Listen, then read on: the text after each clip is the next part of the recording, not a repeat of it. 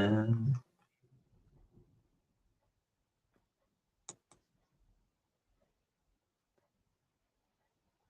welcome, everyone. Oh, good. It looks like I'm live here. Let me just hit the button again, just in case.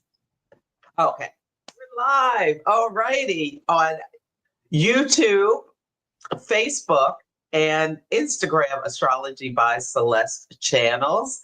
I am Celeste of Astrology by Celeste, and I'm so excited to have a cosmic conversation with Margaret Gray about relationship astrology. Margaret, why don't you introduce yourself?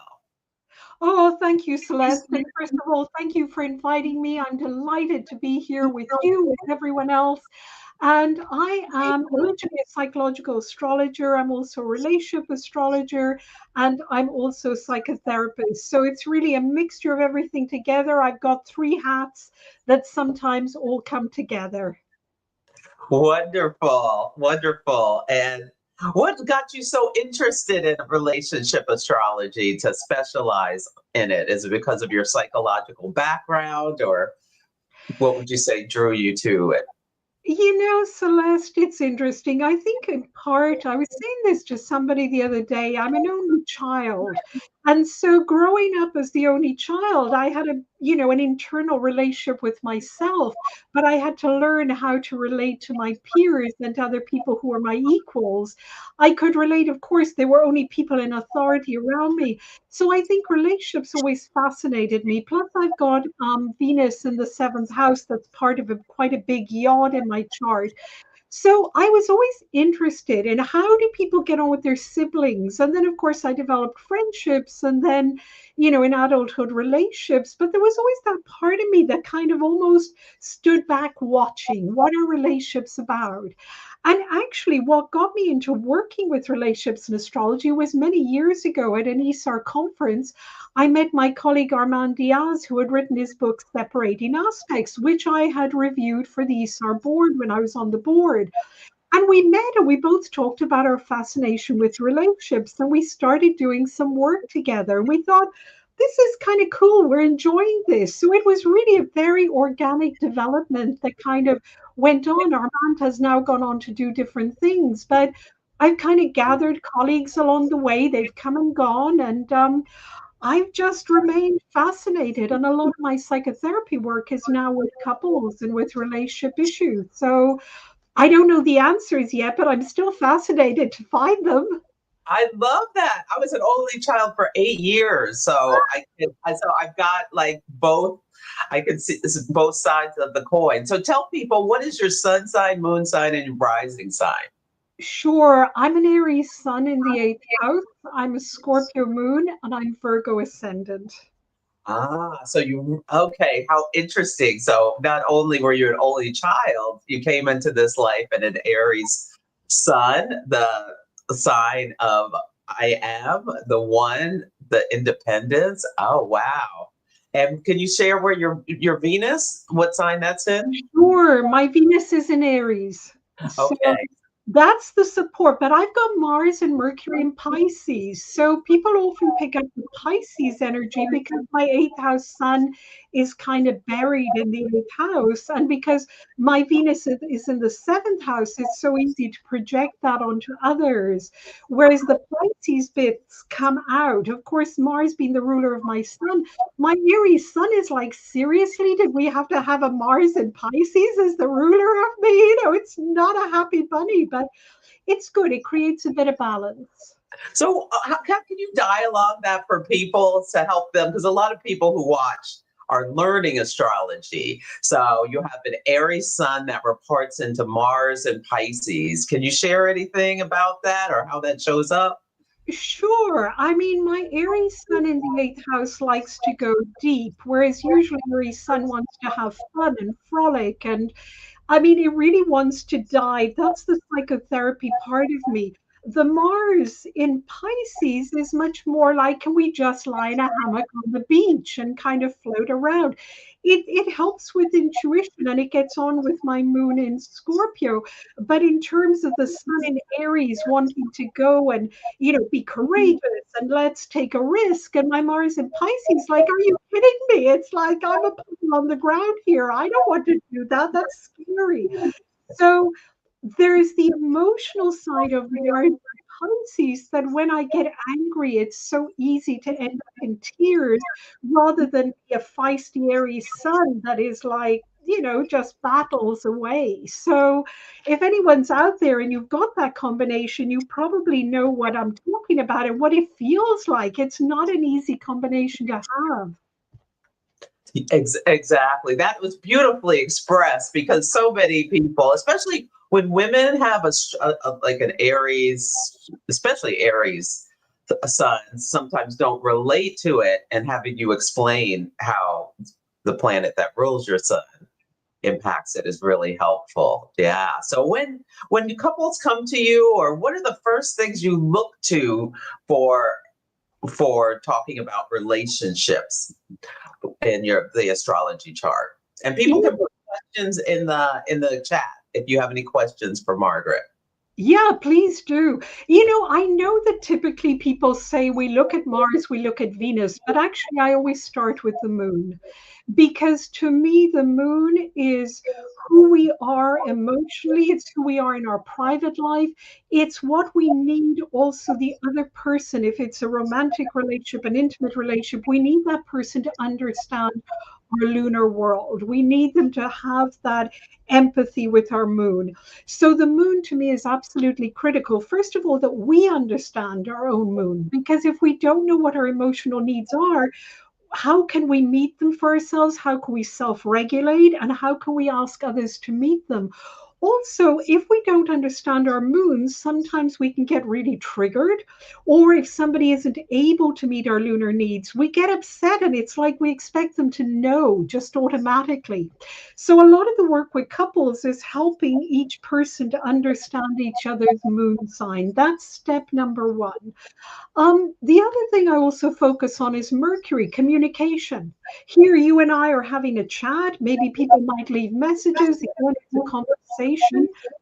Communication is the big issue, where couples will say, I'm not understood. The other person doesn't care. And that's where the problem comes in, where somebody assumes that the other person doesn't care, but actually it's just that their language is very different. How they communicate is different.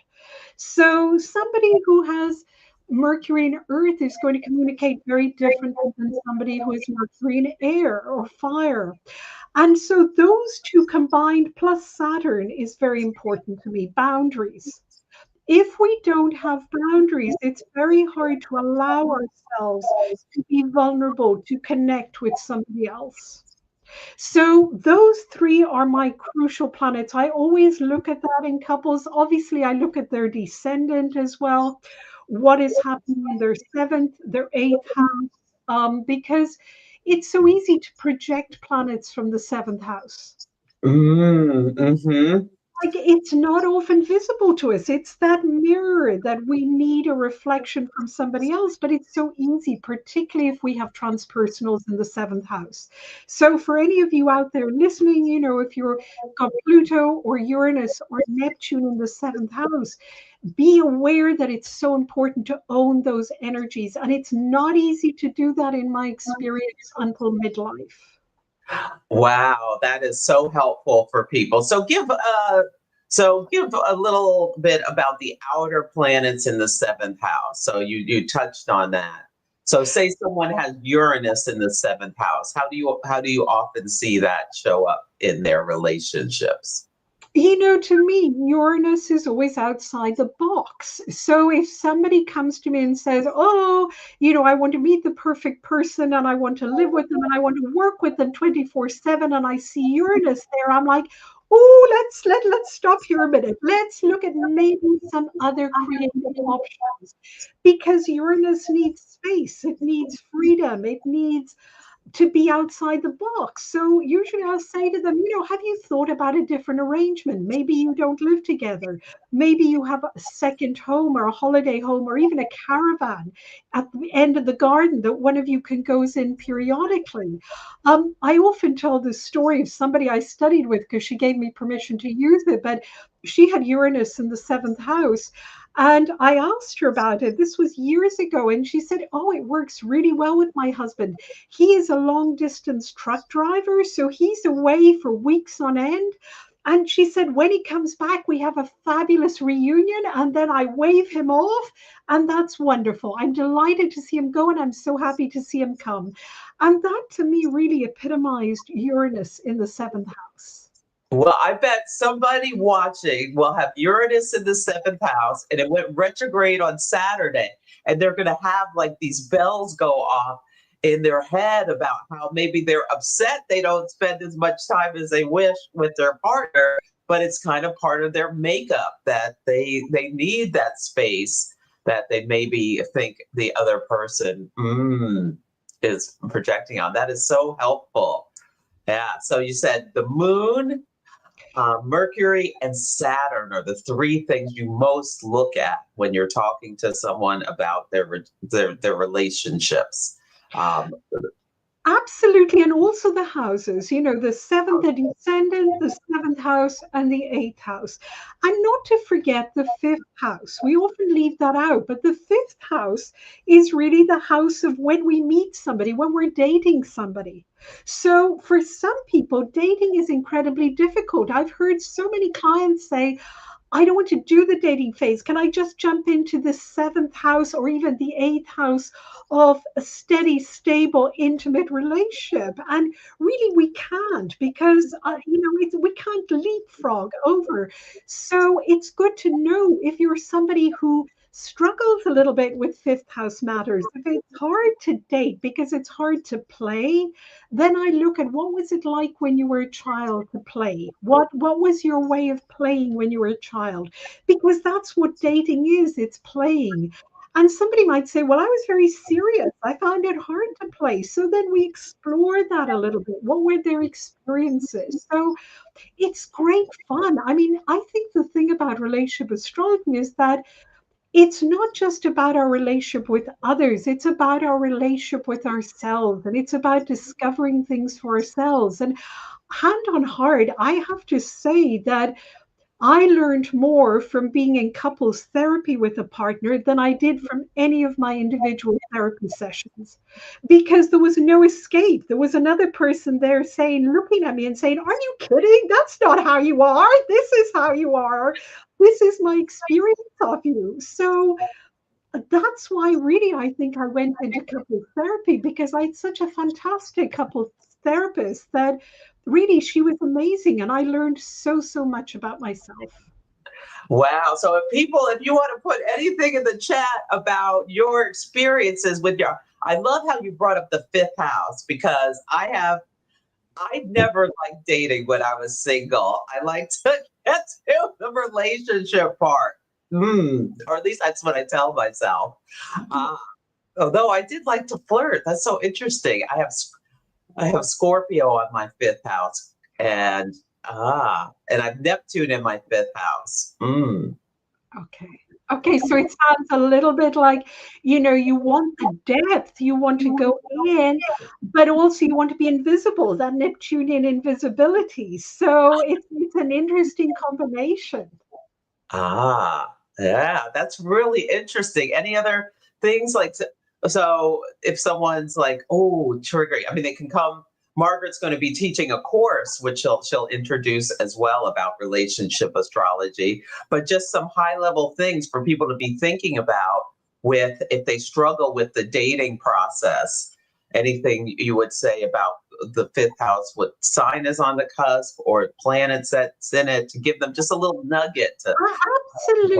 Absolutely. Look at your fifth house with relational eyes. I always say the difference between doing a reading that's just a reading for an individual and a relational reading is that we put on our relational glasses and we're looking at everything in the chart from a relational perspective, which is slightly different because it's not just about us. It's also how do we relate to others? How do we connect with others? And one of my favorite words, I'm sure, my students or anybody listening to podcasts are sick of me of hearing from me, but or how do we build bridges? And that for me is what a relational lens is about. It's looking at what are the planets there, and from those planets, how do I create bridges with other people? Because we're constantly in relationship with others. So the fifth house can be looked at is, of course, our house of creativity, our house of, how we have fun, how we play. When we put a relational lens on it, it's the house of dating. How do we make that initial connection? How do we flirt with other people? Some people are great at flirting and it means nothing. And some people, even the slightest flirtation means something really, really deep immediately. So it's important you know that about yourself so that when you meet somebody, you know what is going across. What is the bridge you're throwing over to them? Are you throwing a scorpionic bridge or are you throwing a Gemini bridge, which is like, oh, this is great fun. Bye. So it's like really, really knowing the difference. And even if you're not an astrologer with huge experience, just knowing the different elements, fire, earth, air, and water, knowing what's on the cusp of your fifth house or what planets are in your fifth house are enough to give you a sense of how you deal with that dating phase, which ideally is about having fun. I love that. So the bridge you're throwing. And it's so interesting. You said you use those two analogies. I have Scorpio on the fifth house cusp and my Mars is in Gemini. So what kind of bridge am I throwing? And so it depends on the day. Well, Mars and Scorpio get on well. So it's an interesting one, isn't it? It's probably a very scorpionic bridge. So it's like, it may look like fun, but there's a depth to it. So that's something that no doubt you're aware of, that you don't go into it, in a very light way. There's a depth there, although it may appear to be light and chatty. Yes, absolutely. Oh, that's so helpful. Oh, Meg is loving your work, Margaret. Oh, And thank you. yeah, and loves that you do therapy as well as with astrology. Absolutely. Mm. Ah, there's some, yeah. Okay. So Ether Wave said there's learning more about the deeper parts of astrology with the houses and planets, and they have no planets in their fifth house, but Leo is on the cusp and Mars in Libra. What is your sun sign, Ether Waves? What would you say with Leo on the cusp of? Oh, well, with Leo, to me, Leo is so much about the heart. There's great expansion when Leo comes to the heart. So I would say the fifth house, do what brings you joy. Really make sure that it's something expansive. And so if we're talking about dating, there needs to be a heart connection. It can't just be a kind of, it can be, of course, if you're just going to meet somebody, a colleague, but if you're actually dating, if there's no heart connection, I imagine it's not going to feel very fun and it's not worth your while, really, basically. So fun, joy, love, the heart, Leo. And they have a Capricorn sun, a Virgo moon, and an Aries rising. So all of that earth with the fire. That's such a wonderful combination. And Capricorn has such integrity, so it needs to be real. And in a way, Leo does too, because it needs to be real for our hearts. There's just a little bit of a different realness. It's like the integrity of the sun. And did you say a Virgo moon? Yes. I would just say with the Virgo moon to be careful of self-criticism and self-judgment, to really allow that Leo joy to be expressed, to take a chance. Leo is fire, so take a chance. You know, if you're wanting to go on a date, go on that date, and then use your Virgo moon to be discerning rather than self-judgmental, or maybe eliminating the person, you know, within 5 minutes because something doesn't feel right. So I would say with Virgo, discernment rather than judgment. Oh, I love that. Absolutely. Yes. And can you have, yeah, either way says they're self-critical. So yeah, can you lean into a little bit more of the fun? This is a great time to be thinking about that because Mars is currently in Libra. So they're in a state where they just started a new Mars cycle about how they take action, or they're about to start a new Mars cycle about how they take action in relationships, Libra. Ooh, some great things for you to think about and reflect on. Yes, and Libra always wants balance. So it's about keeping everything in balance, keeping the serious earthy side of life in balance, the practicalities, but also remembering the fun side. And it's so easy to sometimes, particularly with Capricorn, because it's so, again, back to that integrity and wanting to work hard all the time, to be sure to maintain the fun side as well. Mhm. Yes. Oh, great. Well, if anybody else wants any insights, oh, here's Meg says Sun and Moon in Taurus in the fourth house, with Mercury in Taurus in the fifth house, and Saturn in Pisces in the 12th. Does that give So you any? that was, sorry, Sun and Moon in Taurus in the fourth, and then what, Mercury The fifth in Taurus. in Taurus. So what is the cusp of the fifth house? I'm wondering. So it must be, they must be using like Placidus, and it must be All Taurus or Taurus. fifth.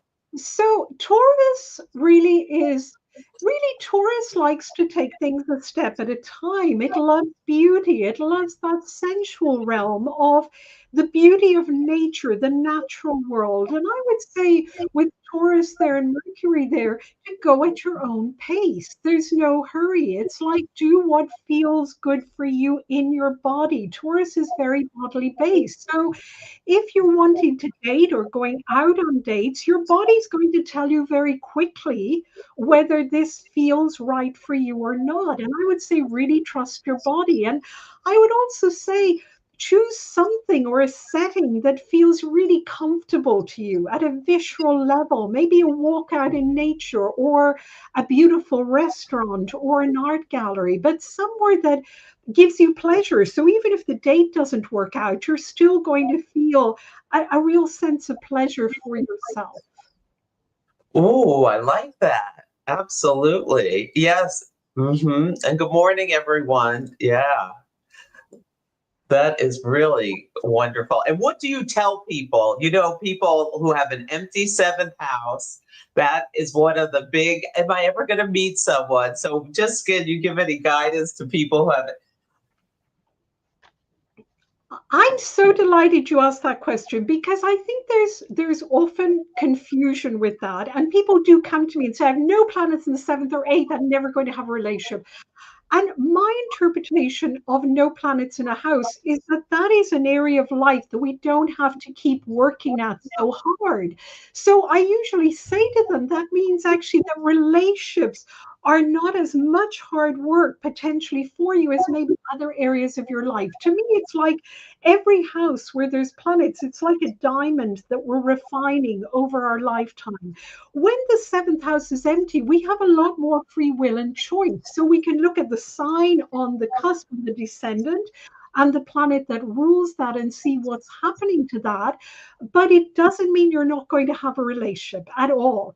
I do really believe that whether we have relationships or not is free will and choice. That's outside the remit of astrology. And that's very connected to where we're at in life, our developmental stage, our age, just what's happening in our life, what our priority is at that time, what our childhood experiences have been, what our experiences of attachment have been, back to the moon and the transpersonal planets. So, and mostly what work have we done on ourselves? Because I believe, as of course I would as a therapist, that we can work through any attachment issues in therapy, and everyone can have a relationship if they choose to have one. And of course, that also depends on circumstances. For somebody who's in the middle of a war zone or dealing with basic survival needs, then looking for a relationship may be pretty much further down the line. So we also have to be practical. But I don't believe any chart excludes anyone from having a relationship. I love that. Yes, yes. I absolutely love that. Oh, and Meg said, thank you. She's got uh, that you were very accurate about what you said about Taurus and the body and the environment. And she has an empty seventh house and has been single for 10 years, but knows the next one is coming soon. Oh, Oh, I think this is a perfect time to talk about your course, because Meg, you might want to take this relationship course if you feel like you are ready to start exploring having a relationship. So tell people about the course that you're having. thank you, Celeste. This has been a bringing together of all the courses that I've been teaching together with colleagues over many years. And I call it the astrology of the heart because it's really about love for ourselves, love for others, and not just love alone. What happens when we want to create relationships that are based on love, but that we want to build also or find the practical skills to have relations? So this course really provides two things. One is a certificate in relationships and astrology if people do all four steps and then get the assessment that we do at the end, complete the assessment at the end. Or people can just do one or more of the steps if they want to develop relationship skills for themselves. So it's a transformational personal journey, and it's also an astrology certification course. And really, I encourage people to come to it to learn about yourselves and your relationships. And step two and step three, which are all about synastry and composite and developmental stages, is a live course. So people can bring charts, have discussion, bring charts of loved ones with their permission. It's very much an interactive course. Steps one and step four are a little different. Step one is all about the self. It's really what I was saying about looking at our individual chart from a relational perspective. So you may look at the course and think, but I know about the moon and the sun and Mercury. Yes, but do you know about them from a relational perspective? It's very different. And step four is a mixture of all kinds of topics that we don't often talk about as astrologers. Obsessive compulsive relationships. There's also some counseling skills. There's the asteroids. There's a lot of different topics. So some people may just choose to do step four because they're interested in those topics. But I would encourage everyone to really take it as a journey through each of the steps because each step builds on the previous step. And of course, there's some wonderful colleagues teaching on it. Aleo Lopez is also a psychotherapist. So two of us on the course are psychotherapists. So we're really doing it with that framework of psychotherapy. And of course, Carol Taylor has worked for years teaching astrology and teaching relationship astrology. So and Alex Trenoweth is teaching on the level 4, and she's a teacher as well as an astrologer, and she's talking about adolescence.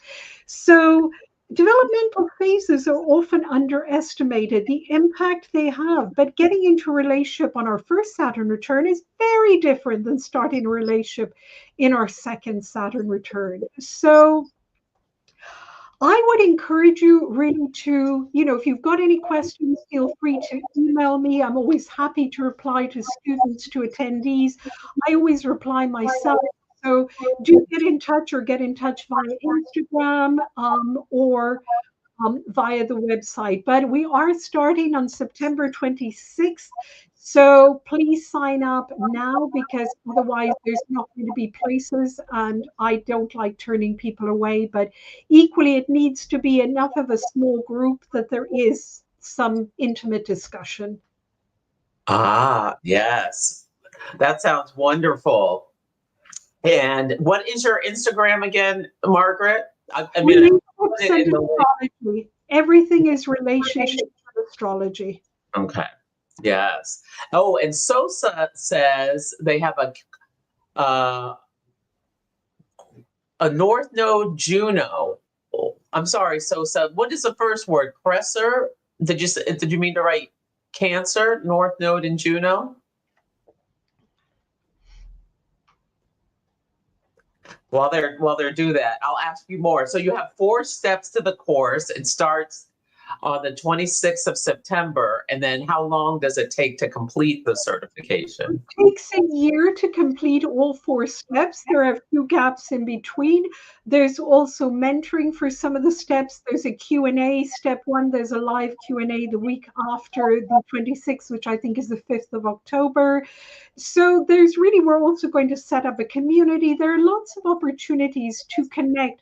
Whether you're somebody who just wants to understand more about your chart from a relational perspective, whether you're somebody who has had relationship challenges over the years, or whether you're an astrologer who wants to get a certification. We're actually the only ones who offer this certification, so it's fairly unique. And really, all of us are very experienced in the area, and we love what we're doing. So do email me if you have any questions. We've tried to keep the price point at a feasible kind of price point, because we know the world is in chaos and it's tough. But I know people are struggling to commit at the moment, but the weeks are flying by. So please do sign up sooner rather than later, because there comes a point we have to close the course down, and I wouldn't like you to miss out. Okay. Yes. And Ether Wave says they have 7. Oh, they have a lot.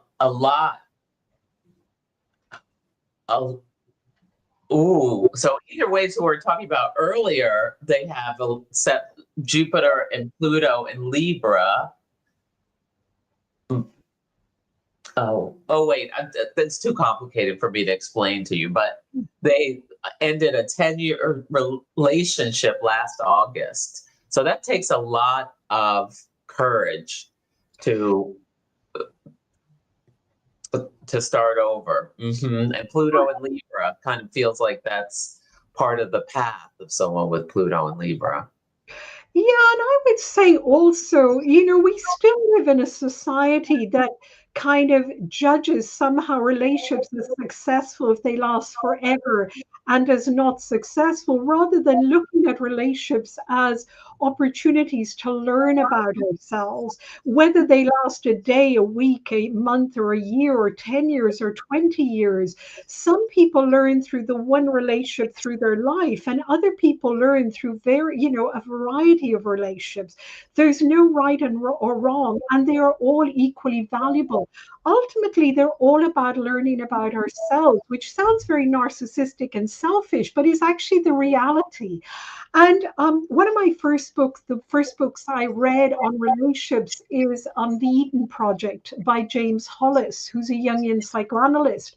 And it's called The Eden Project, In Search of the Magical Other.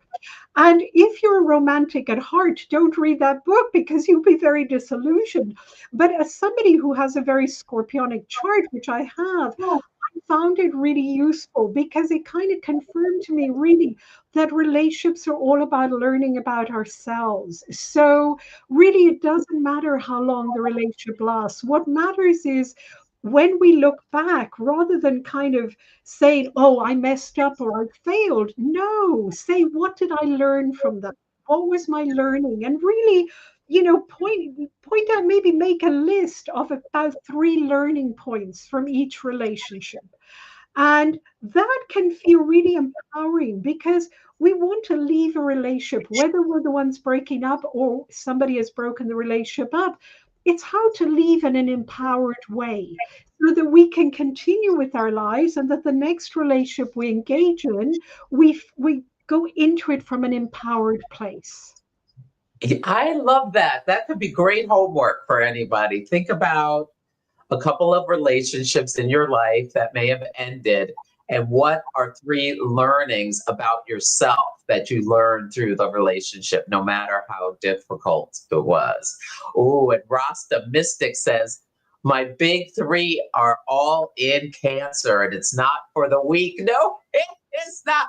I am a Cancer rising, and I hear you. That moon changing signs every 2.5 days could be.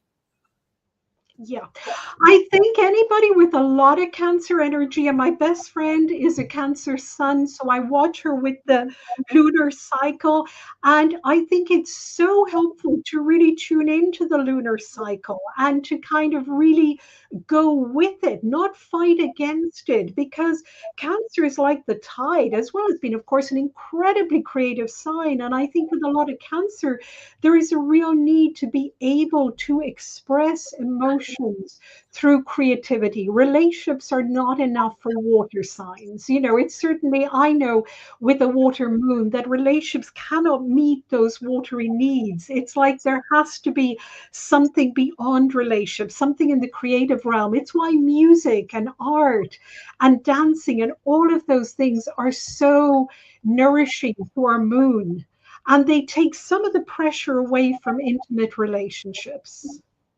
Mm. Yes, anything you can do to take the pressure off your intimate relationships and focus on your own joy. What a perfect thing to be saying under an Aries moon, where we can think about what are our needs and and maybe even our responsibilities for our well-being in a relationship. Mm. And I think also the other thing to consider, you know, when couples come to me, or when individuals come to me and they say, what do I need in a relationship? My question always at some point is also, what are you offering in relationships? And I think that's an important thing to consider of what am I able to offer at this time? Not in a critical, judgmental way, but what am I offering? Do I have time or space for a relationship? Am I offering, you know, something emotional, something physical, something practical? What am I actually offering? Because we don't often stop and do that. And sometimes that stops people in their tracks and they're like, well, actually, not a lot because my career is so important at the moment. I'm never home. I don't want to be limited. And I'm like, that's great. That's fine. But just know where you're at the moment so you don't end up feeling frustrated or limited or curtailed, or your significant other isn't complaining all the time. So I think we have to look at it from both sides. I love that. Absolutely. Yeah. And Rasta Mystic said, I'm learning to let go, not domineering, and understand that my emotions are mine, regardless of what I feel or pick up. I love that. That is so important with a Cancer energy. Absolutely. And that kind of girl says, breaking up makes it seem like an opportunity to rise higher. Never Oh, thought of I love that. that. What a beautiful thing to say. And it really is. It's certainly an opportunity to make sure we're fully connected with ourselves and to check in with what part of me maybe was, you know, did I give up on during the relationship? What parts did I? And of course, relationships are compromised, but is there a part of my identity that I compromised too much? Did I lose my sense of self? I love that. And well, losing sense of self, that kind of girl Tiffany has a natal first house Pisces moon trine Uranus and opposite Jupiter. So, and also not for the weak, she says. Yeah, I mean, that's a beautiful moon. It's so intuitive. It is just so sensitive and so creative. But again, it's a constant job. Planets in the first house. How do we own them? How do we own them fully for ourselves? And that moon in Pisces really picks up all the energies around. It's a wonderful moon for spiritual work, for intuitive work, and really to constantly be conscious of not losing yourself and not having empathy for yourself as well as for others. Absolutely. Yeah. Oh, and Crave Different says Jupiter's on their AC today. Me too.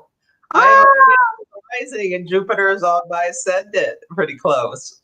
how wonderful. Lots of potential possibilities. Jupiter is so expansive. It's like, I would think with Jupiter, doors open. We can go through them or not, but certainly doors open. So potential. And for anybody who's in a relationship and Jupiter is on the ascendant, there's potentials for joy, for moments of fun and joy with a significant other or even with close friends. Absolutely. Yes. I'm enjoying it. Oh, Good. Angelisa has Saturn and Cancer in the seventh house, but it's intercepted. Gemini's on the descendant. Saturn is always an interesting one in the seventh house because I think Saturn, first of all, is our complexes. So it's really what do we need to work on within ourselves? And Saturn in Cancer is very much to me about self love. It's like, how do we work on our self love? So relationships are likely to mirror that back to you in terms of how do you keep working on your self love while loving somebody else? So I think that's part of the journey with Saturn there. And I would say with Saturn also, Saturn always invites us to do things step by step. So get to know somebody step by step when you get to know them. It's like relationships may take a little bit of time to build that trust, to build that connection. Absolutely. Wonderful. Yeah. Let me see. Anything else? Oh, let's see. Oh, Sun, Moon, Mercury, and Saturn in the 12th. Wow, Rasta Mystic says. And all in Cancer. That's a lot of energy where you really have to learn to go with the flow with the cycles and learn about yourself and your emotions.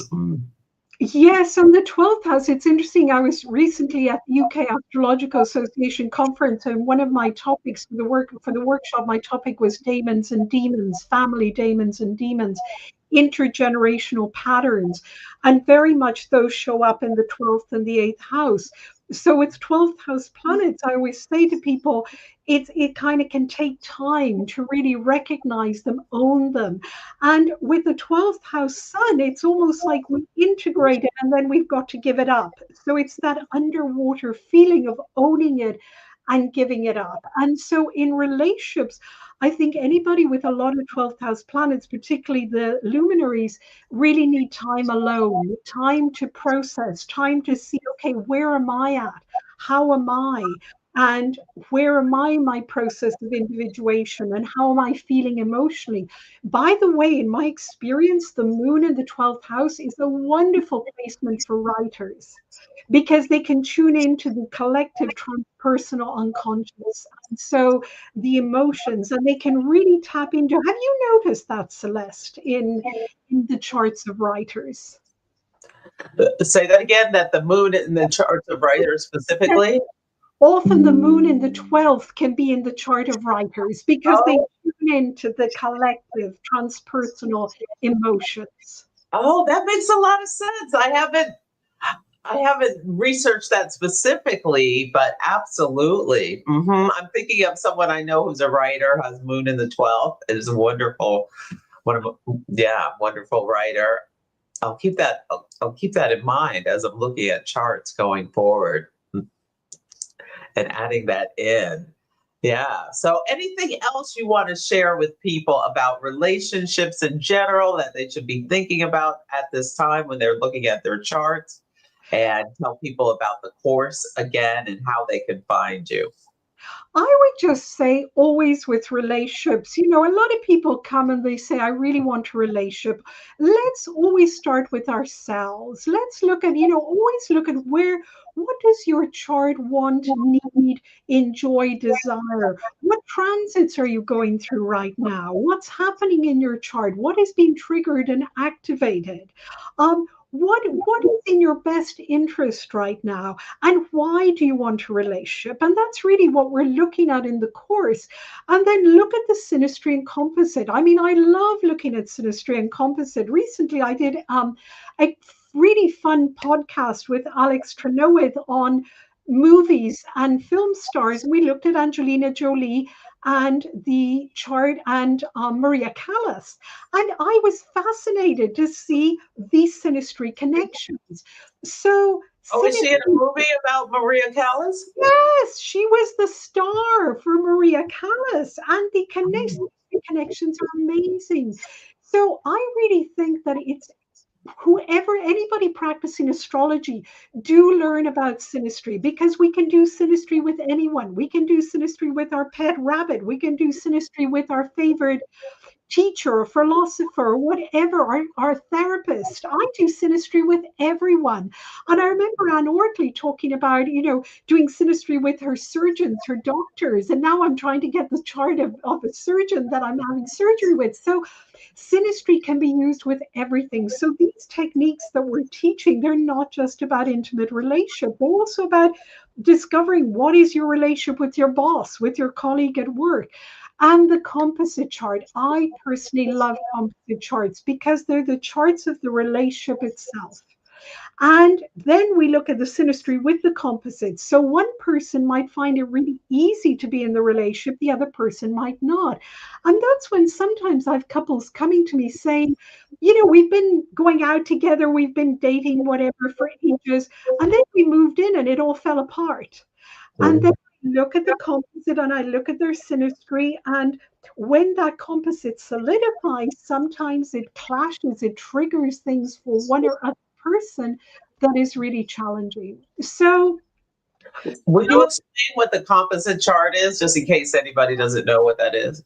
Of course, the composite is really merging the two charts together. And I always describe it as two ingredients in a cake. You've got flour, you've got sugar, and then you cook it all together. Probably got a few other ingredients, but you cook them together. And when you eat the cake, you can't separate what the flour and the sugar are, but they're both in there. And that's the composite chart. It is the chart of the relationship itself. So it has a life force of its own, which can be easy or can be challenging for people. So, and plus you can look at the transits around the composite. So what's been activated? Now, composites are a little different in natal charts because they are much more literal. So you can't take the composite really to therapy in the same way as you take individual charts and work with them in therapy. So composites are very literal, can give you a huge amount of information about your chart. So do look at your composite chart. Oh, Angelisa says they're North Node in the 12th and they're a writer. Ah, wonderful. How absolutely wonderful. And Tiffany's asking, do you use reference place or midpoint method for a composite chart? I'm sorry, what was the beginning of that question? Do you use reference place or midpoint method for? Oh, the composite chart. Thank you. Yes, I use the midpoint composite chart. Yes. I know some people, we do talk about the Davison chart as well in our course. So if anybody uses that, that's fine. Personally, I have tried both over many years, and I keep going back to the Davison or to the composite midpoint. And I would suggest it doesn't matter which one you use if it works for you, but stick to one approach. Flip-flopping from one to the other because you're not getting the results you want, which is what I did for a long time with charts, didn't really work. We all do it. It's a bit like tarot, isn't it? We don't like a card, so let's pick another 3 cards until we get to what we want. But in my experience, one or other, it's a bit like house systems. I use Placidus. I don't know which house system anybody uses, as long as they stick to that and it works for them. If it gives you the information you need, that's wonderful. Yes. And the question, do you ever use progressed composite charts? Yes, I do. I use, and we talk about this on the course, progressed composite charts, relocated composite charts. I love relocated composite charts because I've moved around so much. I find they really, really work. So Absolutely. We talk all about these tools. These are all tools that can help you get more information. And if you're somebody like me with Virgo rising who wants as much information as possible, because my chart is very mercurial as well as Plutonian, then you want every tool in the book. And that's really what this course offers you. It offers you the emotional process, but also the tools you need to do, to have the skills. And a lot of people in astrology are self-taught, so they've got a few tools here and there.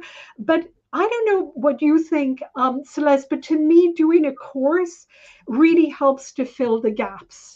That's the advantage, and to ask the questions that you can't ask if you're self-taught. Yes, I highly recommend courses, absolutely, and learning with teachers and having a community where students can also learn from each other and connect is also can be really helpful. And Crave said, I'd love to see the surgeon's face when you ask them for their birth info. I know. I'm looking forward to that myself. I thought I might start with the secretary and kind of see how far I get with her. But if all else fails on the morning of surgery before they anesthetize me, I'll just say, please humor me. Just tell me your birth data. So yes, it will be interesting. Wonderful. Oh, and Melissa Carey says they love your astrology and your wisdom. Yes. Oh, thank you. Thank you. That's so kind. Thank you very much. It's a joy to be here. Yeah, we've all learned something today about ourselves, about relationships, food for thought, places to look in our chart. I think the course is going to be phenomenal. So I'll put a link in the show notes or whatever you call it, the caption, for people to check it out and see if they'd like to join Margaret in learning more about relationship astrology. And what a roster of teachers you have. Alejo Lopez is amazing, and Alex Trenoff. Did I say her name right? Alex is incredible. Yes. And you said some others as well. Yes, I mean, there's just great. And I was trying to really make it this time round. All the other, and Anne Ortley, by the way, is teaching on step 4 again. I love Anne. She's wonderful. Rachel is too busy this time round, unfortunately. But I was really trying to make it a little more international this time because, of course, I'm based in Europe now. And just to make it a little more international, at some point, we're hoping to really run courses in other languages as well, because otherwise it's very English centric, and I was trying to widen that. So yes, I'm so honored that these wonderful teachers are teaching on the course. Really delighted. Absolutely. Yes, there is a link, and here I put it again, and I will put it ether waves in when I post this on Instagram in about 10 minutes. You'll see it. Tiffany's asking if I've ordered this course in the past, may I retake it, or is this a new? If you have already done this course, please write to me. We have offered all our past students a reduction if they want to redo any or all sections of the course. So please email me at relationshipast@gmail.com, or you can contact me via the website. There's all the information there. And we will absolutely send you the reduced rate for all our past students. We'd be delighted, because even though some of the material is similar, it's different people teaching it, so it's going to be different. And section 3 is a whole new section that we've never done before. So we're always delighted to have, every time we do courses, we have some past students who join us, just even to redo the material. But obviously we don't want you paying full price for it when you've done it before. Wonderful. Absolutely. So what was the Gmail again? I didn't catch it. Relationship Asked. So relationships asked, ast@gmail.com. Oh, okay. Oh, ask like astrology. Relationship asked at gmail.com. Yes. Like, what is that word? Okay. I know. It's such a weird one. So if you don't get a response within 2 days, please email me again. So please just go to the website, has all our Gmail addresses and everything. And if you're in Ireland, you can always call me on the phone. I'm always happy to interact with prospective students, attendees, and so on. And I often get phone calls from people in Ireland saying, hey, can you tell me a little bit about the course? Because it's part of what I enjoy, that interaction. That's wonderful.